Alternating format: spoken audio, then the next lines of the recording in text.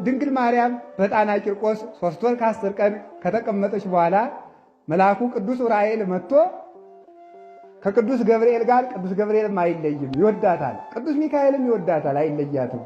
እነዚህ ሁሉ አሉ። አንዱ ስደቱን ይናገራል፣ አንዱ መልሱን። ስደቱን የተናገረ ቅዱስ ገብርኤል ነው። ሚጠቱን የተናገረ ደግሞ ዑራኤል ነው፣ ቅዱስ ዑራኤል ነው።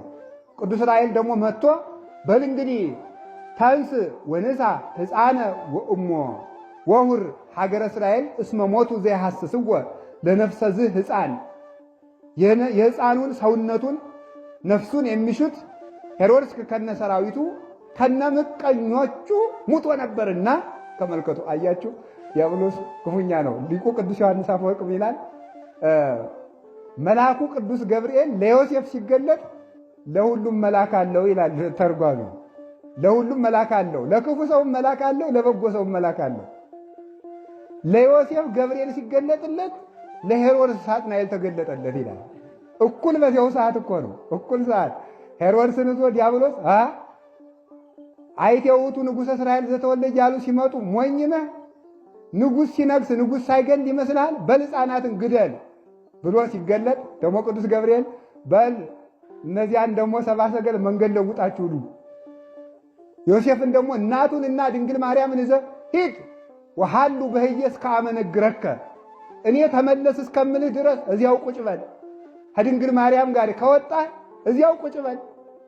እዚህ የገባችሁ መናንያንም እንግዲህ ክርስቶስ ናስ ያለው እስኪላችሁ ድረስ እዚያው ቁጭ በሉ። ከዚህ ገዳም ገብርኤል ውጡ ሳይል መውጣት ነውር ነው። ምንድነው ያለ?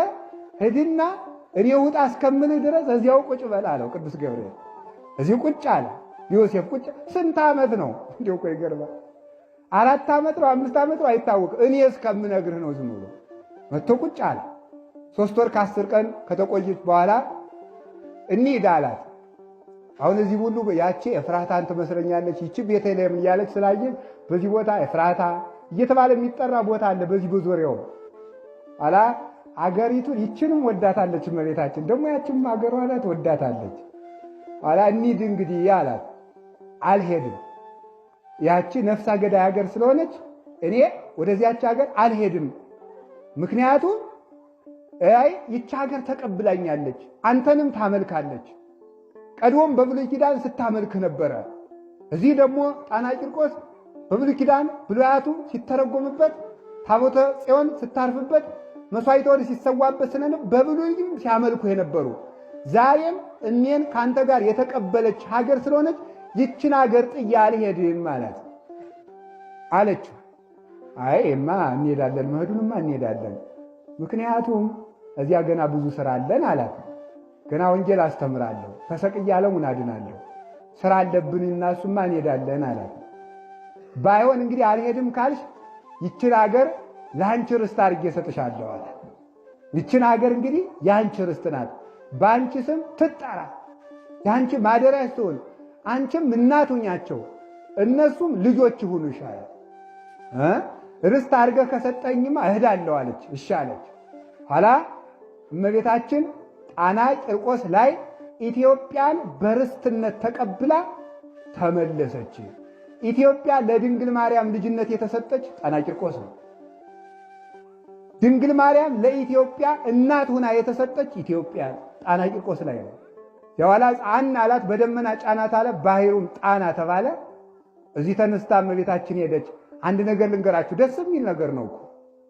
ለምን ስትሉኝ ኢየሩሳሌም ላይ ጌታችን ኢየሱስ ክርስቶስ አንደኛ አይሁድ ስትገፋው እኛ ተቀበል ነው፣ ሁለተኛ ስታሰድደው አስተናገድ ነው፣ ሶስተኛ ክርስቶስ እናቱን ለዓለም እናት አድርጎ የሰጠ ከመስቀሉ ስር በዕለተ ዓርብ ከ33 ዓመት በኋላ ነው። እነሆ እናታችሁ ብሎ ለኢትዮጵያ ግን እናት አድርጎ የሰጣት ገና በ2 ዓመቱ ጣና ቂርቆስ ላይ ነው። አሁን የተቀመጥነው ለዚህ ነው። ስለዚህ እዚህ የተሰበሰባችሁት ይሄን ብላችሁ ነው። ኢትዮጵያን በእናትነት አሁን ዛሬ እዚህ የመጣችሁ ሰዎች ምን ይዛችሁ እንደምትሄዱ ታውቃላችሁ? ይሄን ባለ ማክበር የመጣችሁ ለኢትዮጵያ ድንግል ማርያምን የሰጣት እዚህ ቦታ ስለሆነ ሁላችሁም ድንግል ማርያምን ይዛችሁ ነው የምትሄዱ። የዛሬ ሽልማታችሁ እመቤታችን ናት። አዎ በተለየ እዚህ የመጣ ሁሉ የእመቤታችንን ፍቅር ይዞ ይሄዳል። ከዚህ በላይ ምን ትፈልግላችሁ? ቢርባችሁ ልጇ የሕይወት እንጀራ ነው። ቢጠማችሁ ልጇ የሕይወት መጠጥ ነው። ብትሰደዱ ልጇ አረስት ነው። ብትታመሙ ልጇ መድኃኒት ነው። ብትደክሙ ልጇ ኃያል ነው። ብትሞቱ ልጇ ሕይወት ነው።